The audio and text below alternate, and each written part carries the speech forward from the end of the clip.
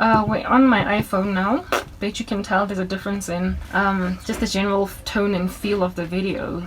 The texture of the video has changed. Anyway, yes, we're telling a story that's very uncomfortable, but I've already told you the story, so let's move on. I had a dream, you guys, that God's judgment on South Africa. I don't even think it is Ninevic in its nature, in that the people that are under judgment, I believe that this is a finality with South Africa, because they're not like Nineveh at all. South Africa is not like Nineveh in the sense that they've got so many prophets on the ground, so many priests, so many anointed evangelists. They've got so many of God's servants on the ground that keep on preaching to them, that keep on warning them, but they don't repent. So they are not like Nineveh. They have perpetually just continued to kill the prophets of God, hand them over to be decimated, to be destroyed, to be lambasted, abused, and they could not care less to correct the situation, because they think if it ain't broke, don't try to fix it. Now, just into explaining the dream, let's just get into it, okay? So the dream commenced with me being inside the vehicle of those two men, the very two men that I just described,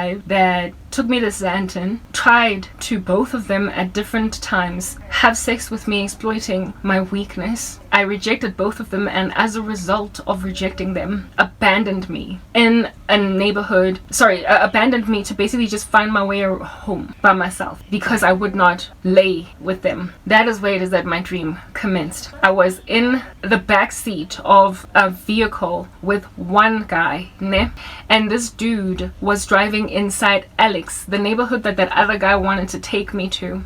However, when the dream commenced, I was promised by him that he would take me home, right? That he would give me a lift home. And as the ride progressed, this man, and the deeper into Alex that he got, he gained an understanding. More so did it become clear to him that I was not going to give him what he wanted. Now, of course, I didn't know what this thing that he wanted was, because he, of course, offered me this ride home under the guise of, I stranded, I'll take you, without expecting anything in return. But as soon as it became clear to him that he would not be getting anything from me out of this gesture, of this charitable gesture, as soon as he gauged that I would not give him anything in return, because he was doing it hoping that I would eventually give him something in return.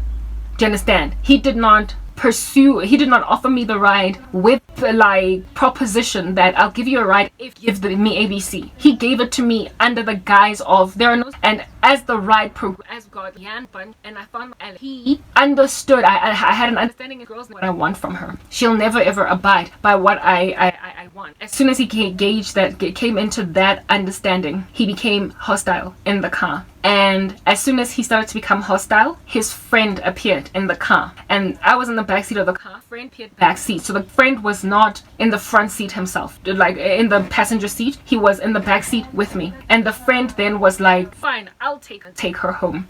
And when he said that, the two of them had a fight over me. And in their fight, they both came to a comprehension that it doesn't matter how much they might fight, none of them are gonna get me. So, Monday.com. 1 minute, guys. In this fight of theirs, they both came to a comprehension that they're fighting for nothing, because what they are fighting for, there's not going to be a winner that comes out top that is going to get me. I'm just going. It's always going. What is going to be the end result of this ride that they want to give me is that I'm just going to be taken home, and that's it. I'm going to be taken home, and they're not going to get anything out of it. So they, upon realizing that they were fighting for nothing, what they imagined nothing, chivalry on its own was not motivation enough. Okay, the fact that a woman was stranded, struggling, and in need of any kind of help at all. So it would be great if men were to just like man up and help a woman not have to. That was just by mere virtue of the fact that women should not be suffering, they should not be made to struggle like this, was not enough. They had to get something out of this. There had to be something in it for them in the end. Once they understood that there was nothing in it for them, that I'm not going to give them anything as a big fat thing, they both sort of came, what is the word that I'm looking, it's like they became comatose. They became comatose. So comatose that I, or with that I had to get out of the car because it was no longer moving, because they were just zombies now. They just became comatose. They didn't kick me out the car. They were just immobile. They just froze, because they came to an understanding that I'm not going to do anything for them. So I got out of this vehicle again, abandoned in the middle of Alex. I never got to the place where I was ultimately taking life in that experience that I had when I was 19 years old. But that dude was trying to take me go Alex. So this dream was in the context of me being go Alex. Alex, of which is this township that is not quite Soweto, in the sense that I'm not used to it. I don't know my way around it. Like, I don't know how to get out from there to go home. But you know how dreams are weird like that? Literally, I can't stand flies. I hate them with a purple passion, and there's one that's busy hovering around me now, and I'm gonna anyway. Yeah, these guys are being frozen. I opened the door of the car, and that I have day. In my dream, there was sun out, right? I took 1 or 2 or 3 steps, and by the time I took my 3rd step, it had gone from, within that short space of time, it had gone from daylight to night. And now I suddenly felt the urge to get to taxis, public transportation quickly, so I could, like, I guess, take myself home, in the sense that, like, commute with a cheap form of transportation that's gonna take me to where I needed to go. Because as soon as it became too late, I would need to use a maxi taxi. Literally, the context of what happened to me that season of my life, all of it, as to how it even allowed me, you know, basically be put in trouble or in danger, because I knew that I was pretty enough to have men want to do me favors for nothing at all. But it caught up with me that the whole scene was unfolding of that similar nature, where it is that I was in this with this dude having agreed to give me a ride, and he initially started out alright, but then he got hostile. He realized from friends suddenly appeared, the friend of which was like, fine, I'll give her a ride if you don't want to ride, and fight. Oh, and in their fight, like, she's not going to give any of us anything, so we're fighting for nothing. And in that realization of theirs, and so in their frozen state, they couldn't drive anymore. They couldn't drive me or anything for that matter. So I got out of the car, and that I got out of, when I landed on the ground, and I took 2 or 3 steps, and within a very short space of time, it became night.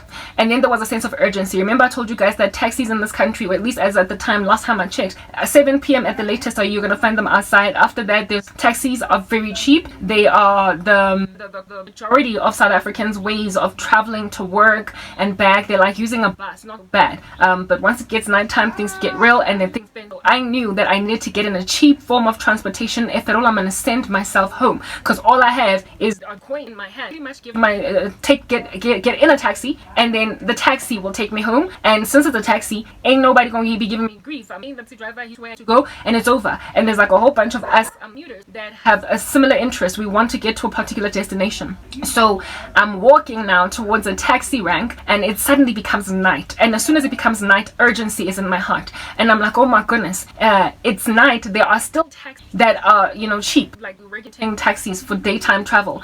They are still out there, but time for them to collect passengers is running out real quick. There's soon not be home very soon. Now they're not gonna go, and I out of that I started to walk fast. I haste because I was rushed to find the low, and behold, as I'm walking, I know the taxi rank in front of me that suddenly appears is not so much a taxi rank, all right, but it's Baragwanath taxi rank that I know, that I understand, that I remember I told guys Alex that I don't understand, like but now all of a sudden I was I was exiting another way and about to enter Ecos without the travel. The distance between Alex and Soweto, it's like perhaps 15 kilometers. It's spread wide apart from each 15 kilometers. Okay, it's far. It's a different neighborhood, township altogether. It's a completely different township altogether. Soweto is a township, Alex is a township on its own. It has its own, like, you know, like place on the map in Johannesburg type establishment thing. But in this dream, they were closely knit. They were like literally next door to each other. So here it is that I was exiting a ELX, and the taxi rank in front of me was not a taxi rank in Soweto, the most prolific one at all out there that anybody would know of, which is Baragwana taxi rank. Right?